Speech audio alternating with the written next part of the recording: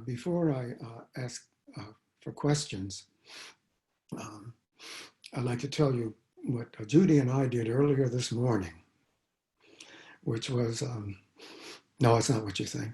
It was to attend a precept ceremony.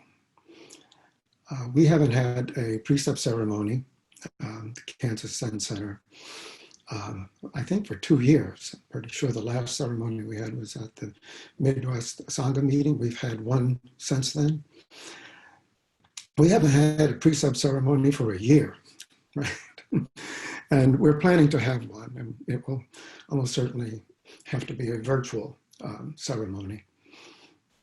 And the online Sangha, which is run by Kathy Park and Jason Quinn, teachers in our school, actually had the first online ceremony that I think we've had in the Quantum School of Zen. So we wanted to see, how they did it. It's a very impressive ceremony. It's almost as impressive online as it is in person. The only real difference, and the thing we were wondering about, is how is the burn administered? So traditionally, a precept ceremony includes the administering of a burn on the forearm, on this side of the forearm, and I'm sure you can't see it, but I have a very big burn here and a smaller one here, and a third one there, which means I took precepts in 3 different ceremonies. And as Bobby, Zen Master Song Hyang, a school guiding teacher, who was the teacher at this ceremony this morning, explained, in the old days, the burn consisted of a wound up candle wick, really, and circular on the bottom so it could actually sit on the forearm, and then it's lit. And while everyone is chanting Om Salva Mocha Moji Sanaya Sabha, which goes on for several minutes, the wick burns down, and then some of the other people administering the ceremony see that it's burned down and they extinguish it. And sometimes people don't see that it's burned down and actually really into the skin. So that happens sometimes. So as Zen Master Song Yang explained this morning, we didn't want any lawsuits over this. So we went to simply administering the burn with a stick of incense, just think. That would be the small one I have here. But how is this to be done online? And we were very interested in what they came up with. They simply had, while everybody's chanting Om Salva Mocha Moji Daya for a few minutes, you pinch yourself real hard, just pinch, for maybe 2 or 3 minutes. So the idea is that that strong sensation kind of reinforces the vow. At that moment, you're only paying attention to one thing. And so you have this clear mind, only go straight and keep the precepts. When you take the 5 precepts, and the requirements for that are very simple. It's simply to have sat 4 days of retreat.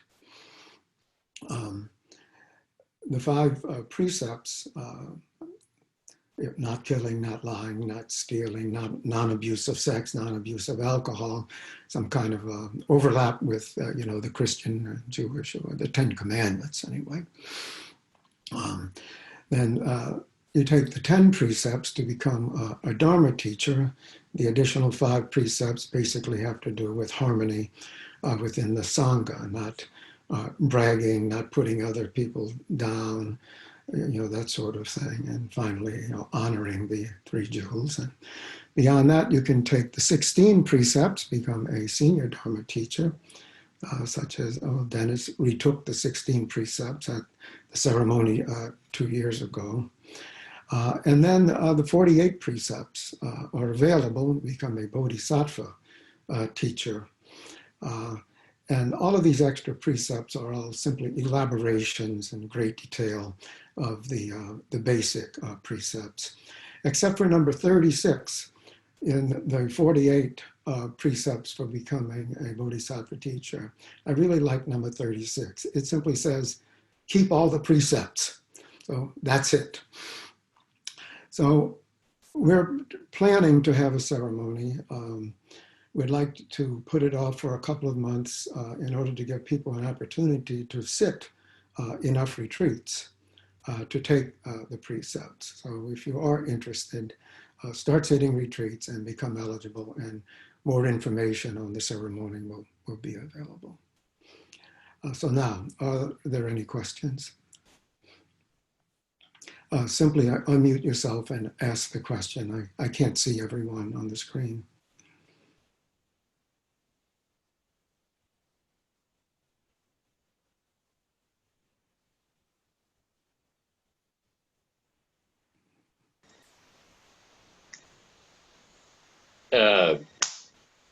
I have a question. So I've heard it said that it's not important to answer correctly a kongan, and I was wondering if that's so, then why have a correct answer? And if it is important to answer correctly, then who's making correct? I've never heard it said that it's not important to answer a koan correctly, except in the sense that the most important thing is to have try mind and believe in yourself 100%. Then maybe if you're not correct, then the teacher will say, no, that's not quite right. So koan practice is a very important aspect of practice. All kongans reduce to holding the great question. What is this? What am I? So you might say that what am I? What is this? Is the ur kongan, the deep original kongan. Well, kongans test your mind. You're given a question that just seems at first perhaps incomprehensible. What can you do with that? Life is always giving us questions that seem completely incomprehensible and unmanageable. What do we do with those situations? So we teach try for 10,000 years, nonstop. Soon finish the great work of life and death, get enlightenment and save all beings from suffering. That's the direction that all kongans are pointing us to. So when you work on a kongan, the teacher has given you a kongan, and then you come into the interview room, and maybe there's some conversation to begin with. We call that the consulting part of the interview. The teacher always asks, do you have any questions, anything in your life or practice? Talk about that for a while, but it always comes back to a kongan. Everyone has homework. So I think it was last week that someone asked a venerable monk in our school, Zen Master Hae Kwang, how do you work on a kongan? And he responded most memorably, you don't work on a kongan. It works on you. So you have to hold it present in your mind if it's going to work on you. So don't work on a kongan in the way that you would try to figure out something and reason your way through a difficult situation. Simply let it be present.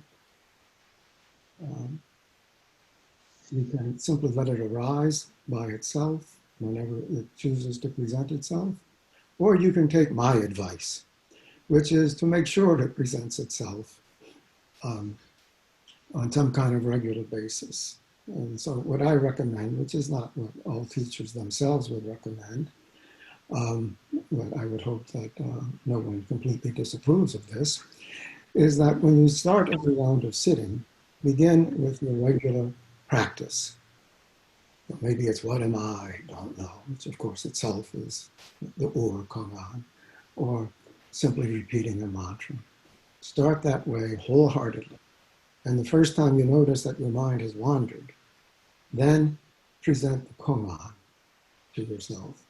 And you simply observe it, simply look at it, perceive it, not try to figure it out. Simply perceive it as if it were this amazing jewel in your hand, and you're just looking at it. What is this? And do that until your mind wanders away. And then for the rest of that practice period, go back to your regular practice. So you can find different ways of dealing with, let's use maybe a neutral term, a kongan. But no teacher will ever advise you, really try to figure it out. No, just really hold it, really perceive it, really get it in your gut. So that's the way to use kongans to help our practice really become strong and our lives to become clear. Thank you for your question. Are there any other questions?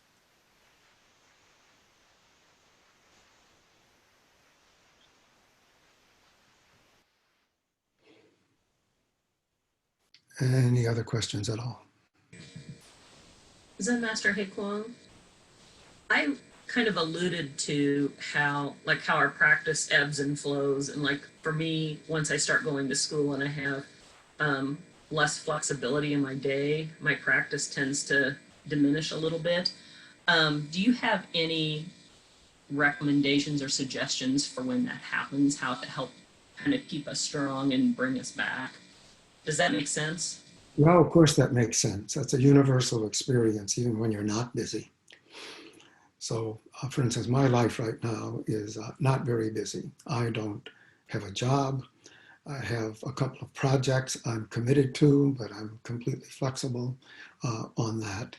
Um, so, if you don't have a schedule, then it's very hard to practice regularly. So that schedule doesn't have to be universal for all time to the rest of your life. That schedule can be adjusted. When this pandemic began, I think it was a Catholic nun who gave us the advice somehow. I don't remember how we received it or who she was exactly. She said, the most important thing in times like this is to have a schedule.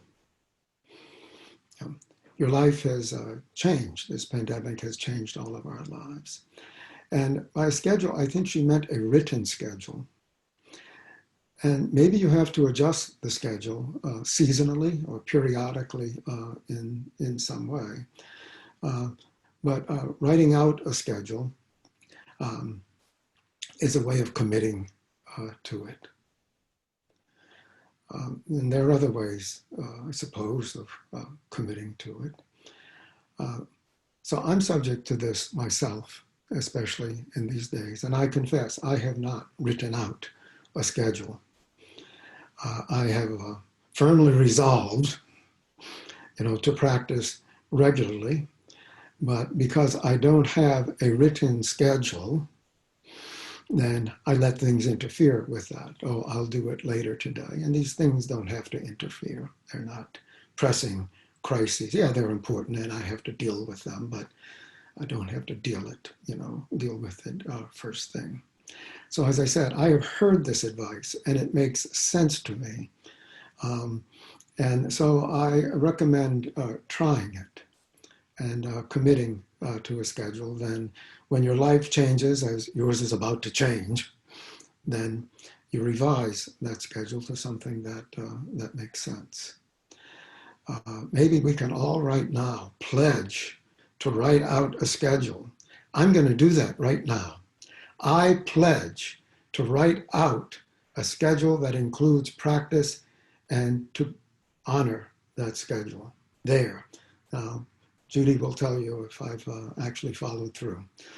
Maybe next week. No, it's Dae Kwang Sanim who will do that next week. I'm not going to tell him, so he can. So, are there any other questions?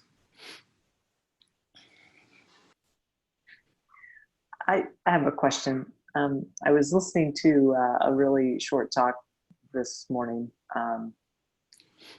and was talking about the three kinds of mind. The lost mind was the first one, and that's where my question comes in. Was talking about that and said, you know, in lost mind, which I completely identified with and made sense to me. But it was, part of it was in lost mind, then, you know, you are drugged by the situation. So if the situation, you know, you feel really good, but then the situation changes, then you feel really badly. So you are kind of drug around by the situation in lost mind. And my question is, and that does make sense to me, but also, you know, I'm a little confused with the mirror, you know, then the mirror is in, you know, red, then you see red. So in that case, you are, you know, obviously I went to a funeral. Well, I wasn't going to go in real happy and laughing. So in a way I was controlled by the situation, perhaps, but I had to look at the situation to see how I was going to respond. Because obviously some people, you know, when they lose a loved one are going to react in a different way. And so if they're really crying, then you're not going to laugh. But if they're telling really funny stories about the person, then you're going to join in on that.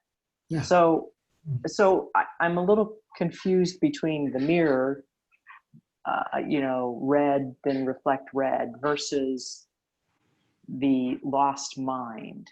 Mm-hmm. So if you could just talk about that, I would appreciate it. So, our teaching on this is summarized as correct situation, correct relationship, correct function. So you have to perceive what the situation really is. Then, what is your relationship, you know, to the people in that situation? Then you see what you actually have to do. And correct function is, you know, actually doing it. So when we say mind is like a clear mirror, that's the first step, is perceiving correctly. You know, we use the pidgin English, you know, phrasing, perceive correct situation. That means perceive the situation correctly in standard English. Then perceive how you fit into that situation, perceive that correctly. Then have acting from a strong center, you know, just do it. What is your function? Perform your function. So you perceive the situation, you see how you fit into it, you see what you're supposed to do. And by supposed, I mean, what is the best, most compassionate, most effective thing to do in any situation? And then just do it, which is the final step. So that just do it also requires this strong center. So that's how I would, you know, summarize, you know, our teaching. Lost mind means the mirror is completely clouded. It's like a ship at sea, and you don't have a map anymore. You don't have a compass. You're simply blown about by the winds and the random currents, and you don't know what to do. You know, that's lost mind. But we don't really use that term, lost mind, very much. There's nothing wrong with it at all. So you can see when you're sitting, when lost mind appears, you can see it very clearly because you have a very definite job to do when you're sitting. You know, your practice should be very clear and not at all random. And it's best to commit to a practice for a certain period of time anyway, when you're a beginner, and try it out. So is this working? You know, then maybe after really trying it, you know, maybe you modify it, probably in consultation with a teacher, until you find something that's really effective. Teachers actually, most teachers try out different forms of practice themselves in order to be able to advise students which form might be effective. You really have to be familiar with it. And so I used to do that a lot and try all sorts of different kinds of practice, and finally settled on one practice that I've been doing for the last 14 years. So I think I've found my practice, and you have to find what is most effective. But don't go randomly jumping around either. Commit to something, consult with a teacher, and then adjust, as needed. I hope that helps with your question. Thank you, Liz. I think we are now out of time. So thank you very much for your practice in these trying times. And we'll have announcements now.